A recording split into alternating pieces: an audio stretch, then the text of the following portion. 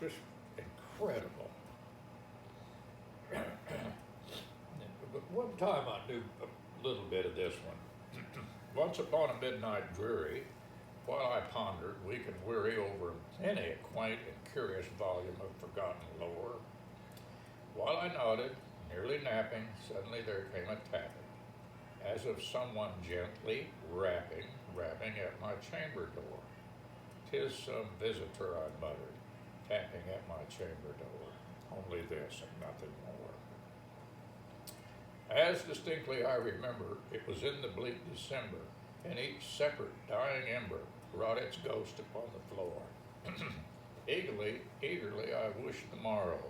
Vainly I had sought to borrow from my books a crease of sorrow for the lost Lenore, for the rare and radiant maiden whom the angels named Lenore, nameless here forevermore. What a beautiful, I mean, it's just incredibly well done, and it's so sophisticated. The language is beautiful.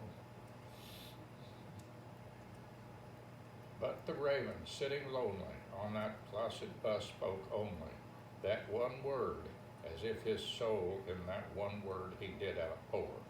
Nothing further then he uttered, not a feather then he fluttered, till I scarcely more than muttered, "Other friends have flown before. On the morrow he will leave me, and my hopes have flown before." Then the bird said, "Nevermore." I mean, it's musical. It's just really a... But the raven then beguiling all my fancy into smiling, straight I wheeled a cushioned seat in front of bird and busted door. Then upon the velvet sinking, I betook myself to linking fancy into fancy, thinking what this ominous bird of yore, what this grim, ungainly, ghostly, gaunt, and ominous bird of yore meant in creaking "Nevermore." Wild words. It's a long poem too. I don't know that I've ever read all of it. Just wore me out.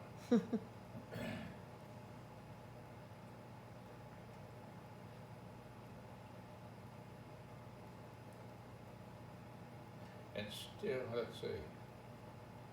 And still, on a winter's night, they say, when the wind is in the trees, when the moon is a ghostly galleon tossed upon cloudy seas, when the road is a ribbon of moonlight o'er the purple moor, a highwayman comes riding, a highwayman comes riding up to the old inn door.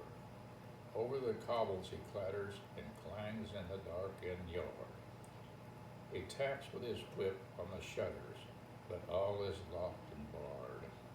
He whistles a tune to the window, and who should be waiting there but the landlord's black-eyed daughter, Bess, the landlord's daughter, plaiting in the dark red love knot into her long black hair. It's hard to hear you.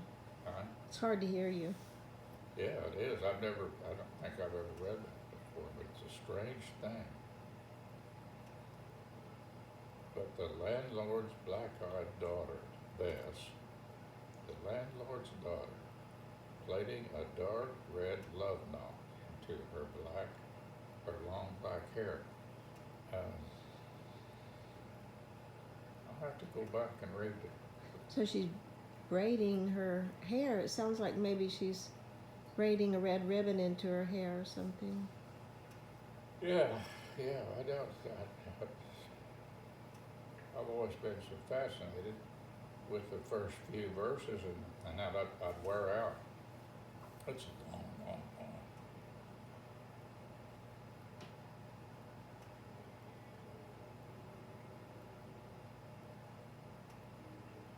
It's kind of crazy, but